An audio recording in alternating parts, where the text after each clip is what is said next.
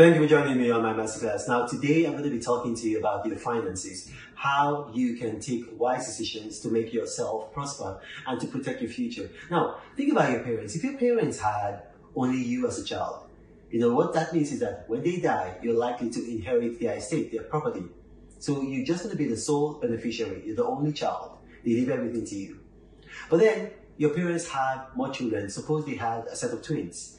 What that means is that instead of the inheritance going just one way to you, it's going to go three ways. And then what if they had other children? Maybe they had another child. So you have 4 children from your parents. So that means that the inheritance is going to be split 4 ways. You're going to get a quarter instead of the full inheritance. So basically, the more children your parents have, the less inheritance you're going to have. So the more children that your parents have, it waters down your inheritance. Now basically, money is the same. The economy is the same. So you see, the government are your parents, and then money are the government's children because the government produces money. The more money the government produces, the more the money is watered down. The more the money loses value, and the more the purchasing power in your pocket drops. That's called inflation. It's called inflation. That's what it is. So now you think about yourself. If you have your money in your house or in the bank, your money is gradually losing money. It's a gradual process, so you're probably not aware of it, but your money is losing value. So I'll give you a very good example. In the United States, over the last 50 years, inflation has been about an average of 2.7, reaching a high of about 11.10 in November of 2022. So basically, let's look at this now. Let's say in the last 10 years, inflation has been 2.7 in the United States. Now, imagine if you had $1,000 in the year 2013. You had $1,000 in the year 2013. If you had invested that money in a company like maybe Apple. Apple is called AAPL in the various stock exchanges, but that AAPL just means Apple. That's their name on the stock market. So if you invested $1,000 in Apple, in this year 2023, that money will be equivalent to about $12,482. So that means by investing your money has increased by over 1,200%.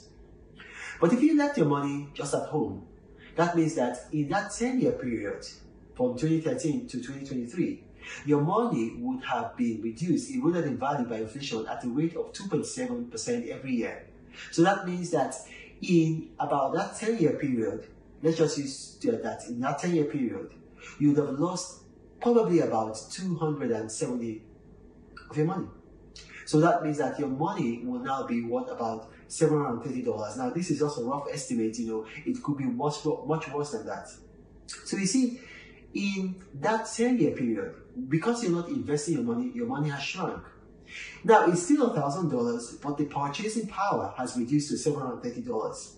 But by investing your money, it has increased in value, and it has multiplied by about 12 times. So you see, the only way to retain your money, the value of your money, and even increase it is by investing. So you're going to ask yourself, where should I invest? And that's a very good question. Right now, probably the best way to invest your money is cryptos and NFTs. But here's the thing, it's very risky. You can make a killing, a lot of money, and you can also lose your money. So it's very risky. So what you want to do is you want to have a portfolio. You want to have a portfolio of steady investments that have given people money over a long period of time so that you can have confidence in them. Because the thing about crypto is that they only go back 10 years. So we have limited knowledge of how they work. However, with the stock market, we've got over 100-year history.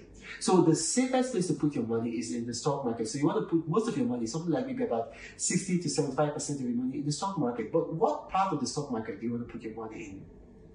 Now, if you look at something like the S&P 500, which is an index, it's not the stock market, but it's just an index of how to invest your money in the stock market. So it's an index that tells you the 500 largest corporations in America by market capitalization. So if you look at the S&P 500, people who have invested using that as a guide, in the last 10 years, they've had a compound annual growth rate, that's the CAGR. They've had a CAGR of about 14.7%. So that means that if you invested 10 years ago, $1,000 in an index fund, a mutual fund that is linked to the S&P 500, your money will be worth today about $14,700, which is a lot of money. Now let's go to the Dow Jones. The Dow Jones, the CAGR of the Dow Jones in the last 10 years has been about 8.4%. So that means that if you had invested $1,000 in the Dow Jones, by now, after 10 years, you'd have had $8,700 or rather $8,400 profit. And then let's look at the NASDAQ 100. If you had invested $1,000 in the NASDAQ 100, because the NASDAQ has a CAGR in the last 10 years of slightly above 9%, that means you'd have had about $9,000. So you see that investing in the stock market is the safest way. It's not the most profitable way, but it's the safest way to make money over time. Because people don't make money overnight. That happens in crypto, but there's so much risk.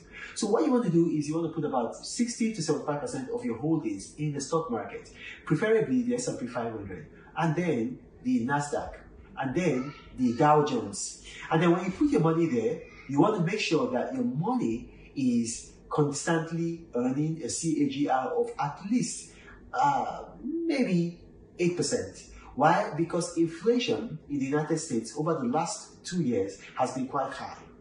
But what you want to do, you don't want to take your money and put your money in an interest account. Because if you look at the interest account, in the last 10 years, the average interest account in the United States has been 1.6.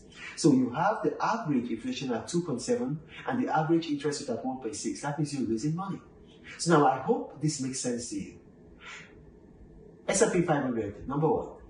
NASDAQ 100, number 1. Number 2. Dow Jones, number 3, and then crypto, number 4. That's where you should be putting your money, so that you are not losing your money to inflation. Now, if you watch this, you got questions arising from this, put your questions in the comment section of this video. My staff are going to bring them to me, and I'm going to do my best to respond to each and every category. I got to remember, I do not have a WhatsApp forum, Telegram channel, or Gmail address. My name is Pastor Reno, the Apostle of Prosperity, saying, God bless you. Reno travels all around the world.